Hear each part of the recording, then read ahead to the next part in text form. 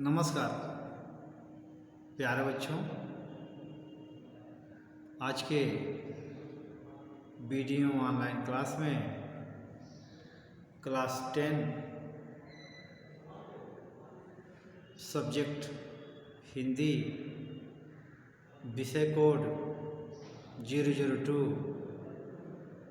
प्रकरण में मानवीय करुणा की दिव्य चमक, मानवीय करुणा की दिव्य चमक, लेखक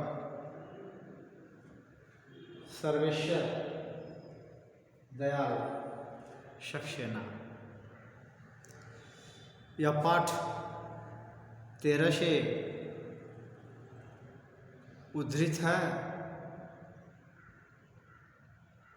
जो क्षितिज पुस्तक के गद्य खंड से लिया गया है।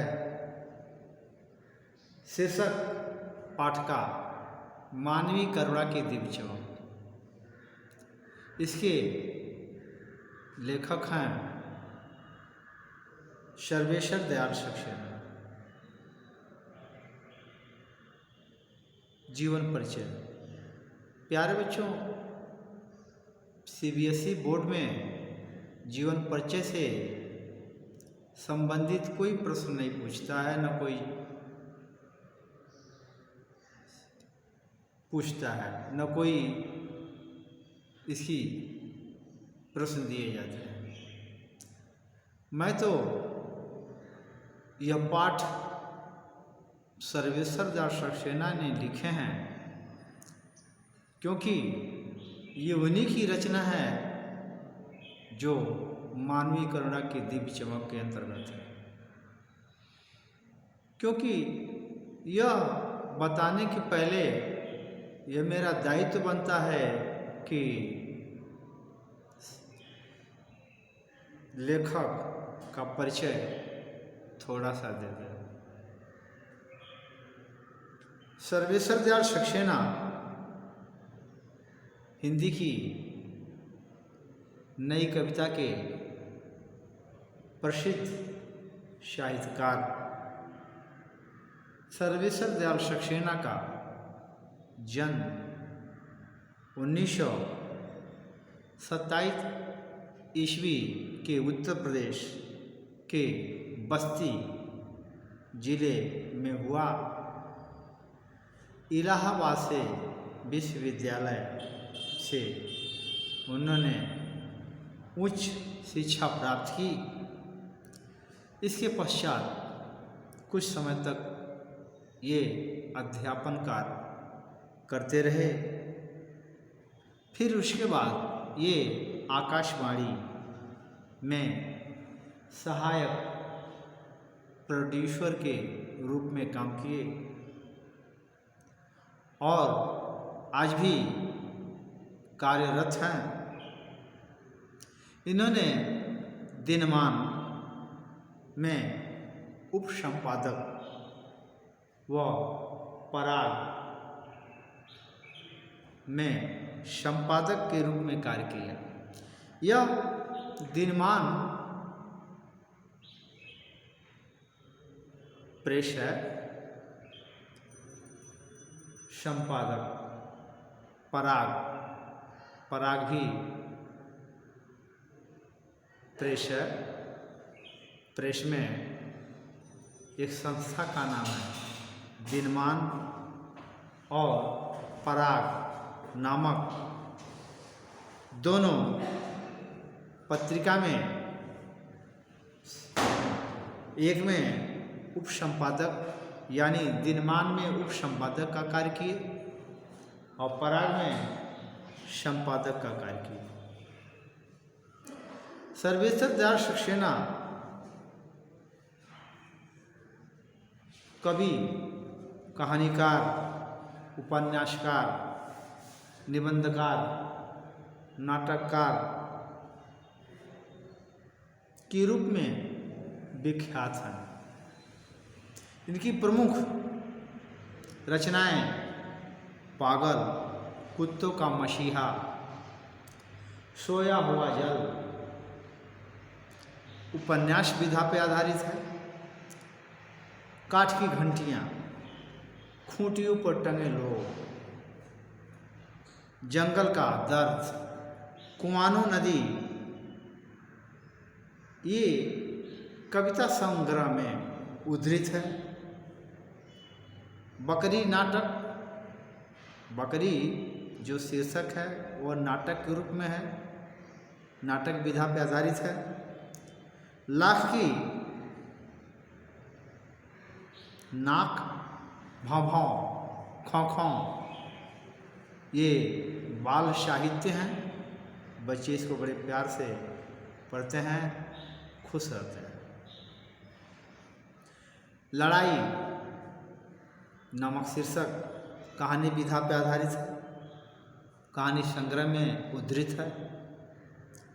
सर्वेश्वर दयाल सक्सेना ने अपनी रचनाओं में सरल, सहज और प्रवाहमयी भाषा का प्रयोग किए हैं। तत्सम शब्दों के साथ साथ इन्होंने विदेशी शब्दों का भी प्रयोग किया है, अपनी रचना में खुलकर प्रयोग किया है। देशज शब्दों का भी अपनी रचना में इन्होंने प्रयोग किया है। इनकी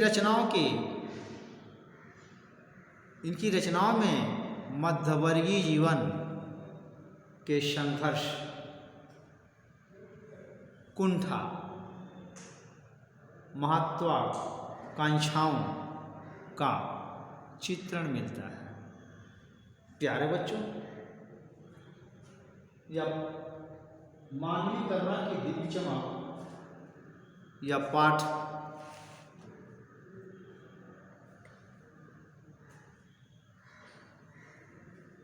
स्वयं को भारतीय कहने वाले फादर कामिल बुल्के, इस पाठ में केवल एक ही व्यक्ति का जिक्र आया है, वह है फादर कामिल बुल्के। इस पाठ में फादर कामिल बुल्के पर ज़्यादा फोकस किया गया है।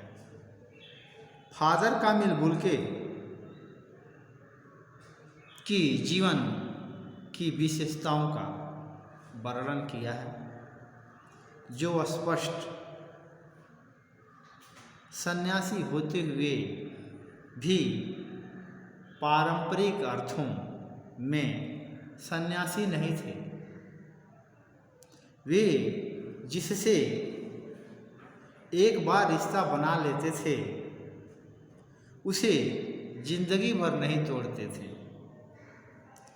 जब तक भारत में राम कथा रहेगी तथा फादर कामिल बुल्के को सच्चे भारतीय साधु की तरह याद किया जाता रहेगा, क्योंकि उन्होंने हिंदी में अपना उल्लेखनीय शोध प्रकट किया। प्यारे बच्चों, यहाँ ये शोध कार्य भी किए हैं, फिलॉसफी पीएचडी इनको मिली है। तो इन्होंने शोध कार्य किया, शोध प्रबंध, उल्लेखनीय शोध प्रबंध राम कथा उत्पत्ति और विकास पूरा किया। फादर कामिल बुल्के ऐसे व्यक्ति थे जिन्होंने जन्म तो लिया बेल्जियम में जन्म लिया। यूरोप की बात कर रहा हूँ, बेल्जियम यूरोप में है। यूरोप में बेल्जियम में जन्म लिया, किंतु अपनी कर्मभूमि बनाया भारत। उन्हें हमेशा भारतीय संस्कृति एवं हिंदी भाषा से अगाध प्रेम था। और अगाध प्रेम करने वाले, हमेशा भारतीय संस्कृति की हिंदी भाषा में अगाध प्रेम करने वाले साधु व्यक्ति यानी मानवीयता से परिपूर्ण व्यक्ति का उत्कृष्ट उदाहरण माना जाता है। प्यारे बच्चे, अब आते हैं पाठ के सार पर।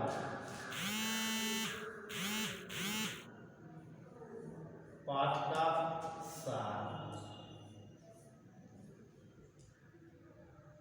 सार क्या है? प्यारे बच्चों, बहुत से ऐसे बच्चे हैं इस सार समझते हैं। सार क्या होता है? जिसको अंग्रेजी में सैप कहते हैं। सैप मीन्स रस, तत्व या सार, जिसको निचोड़ भी कहते हैं। निचोड़, पाठ का निचोड़ क्या है? पाठ में यह निचोड़ है लेखक की शिकायत।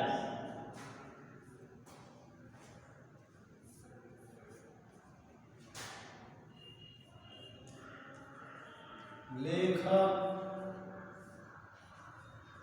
की शिकायत।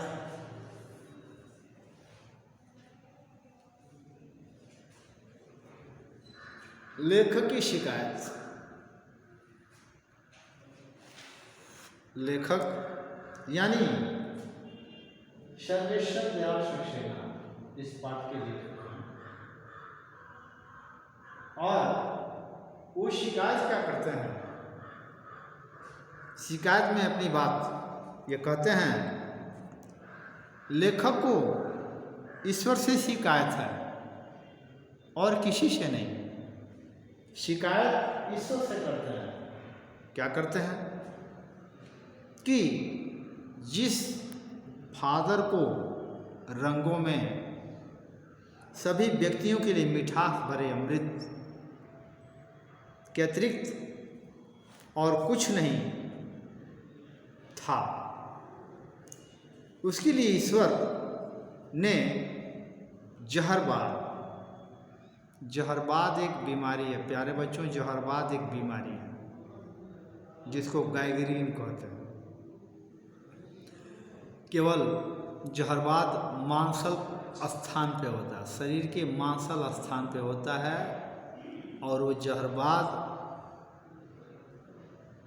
पकता है, घाव बनता है और कैंसर हो जाता है, मांस सड़ने लगता है। इसी को गैंग्रीन कहते हैं, जिसको जहरीला फोड़ा भी कहते हैं।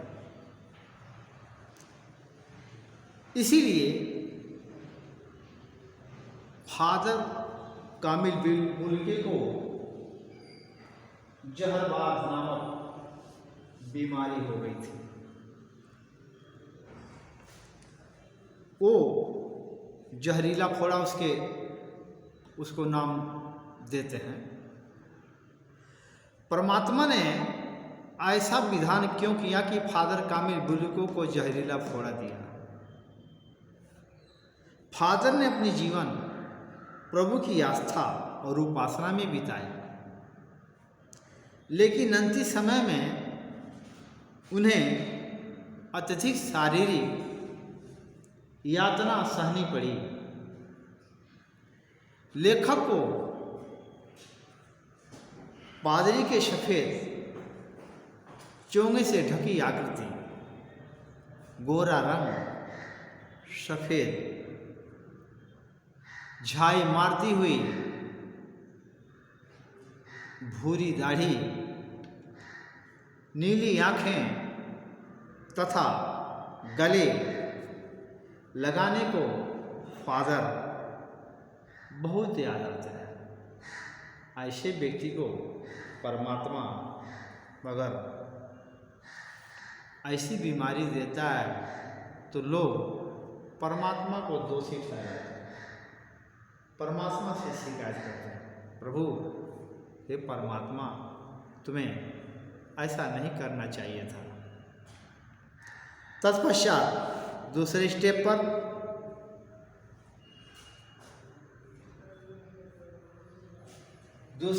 पर है फादर कामिल बोल के,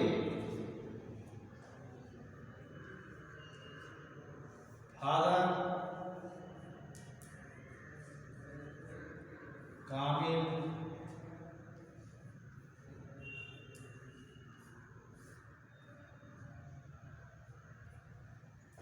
कामिल बोल के और परिमल के दिन, और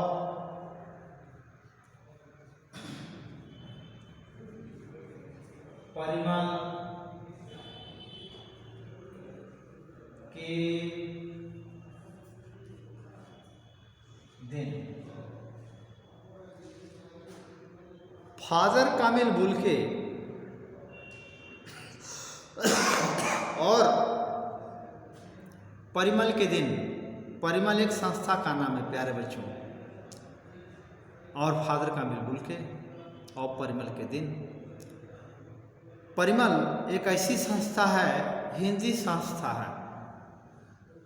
उस समय हिंदी को राष्ट्रभाषा बनाने के लिए हमारे हिंदी साहित्य के संपादक, प्रेस लगे हुए थे कि हिंदी को राष्ट्रभाषा बना दिया जाए। परिमल उसी तरह से एक संस्था है। लेखक परिमल के दिन याद करते हुए यह कहते हैं, जब वे सभी पारिवारिक रिश्तों में बंधे हुए थे, जिसके सबसे बड़े सदस्य फादर थे, यानी फादर कामिल बोल के। जब हंसी मजाक करते तो फादर उसमें निर्लिप्त शामिल हुआ करते थे। गोष्ठियों में वह गंभीर बहस करते थे और उनकी रचनाओं पर विवाद राय देते थे। लेखक तथा उसके मित्रों के घर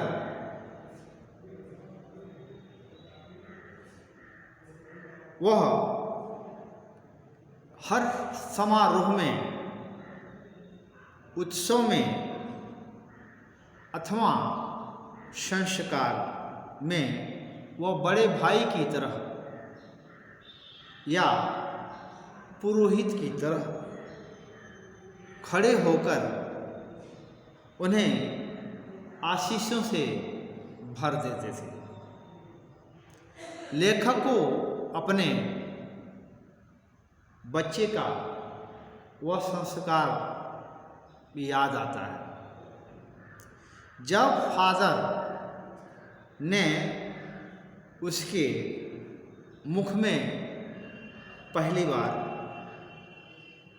अन्न डाला था। प्यारे बच्चों,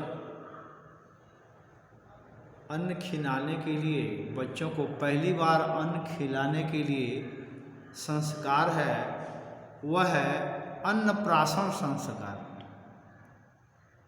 ऐसे अन्नप्राशन संस्कार में एक शुभ मुहूर्त देखी जाती है और शुभ मुहूर्त देख करके बच्चों को अनाज चटाया जाता है। यानी जब वह अनाज चाट लेगा तब उसी दिन से अनाज खाने के लिए रोज न कुछ अनाज दिया जाता है, क्योंकि बढ़ती उम्र के साथ साथ दूध कम होता जाता है। बच्चे बढ़ते जाते हैं क्योंकि उनकी पौष्टिकता केवल दूध से नहीं मिल पाएगी, बॉडी को ग्रोथ करने के लिए उनके विटामिन्स वगैरह वगैरह की ज़रूरत पड़ती है। इसीलिए अन्नप्राशन संस्कार की रस्में हैं। ऐसे रस्मों में अनाज चटाया जाता है, बच्चे उसी दिन से अनाज खाने लगते हैं। तब वो अन्न डाला था जिस समय कवि को, लेखक को इस बात को याद आ रही है। उस समय उनकी नीली आंखों में तैरती हुई वात्सल्य की भावनाएं ऐसी लगती है जैसे वह किसी ऊंचाई पर देवदार की छाया में खड़ा।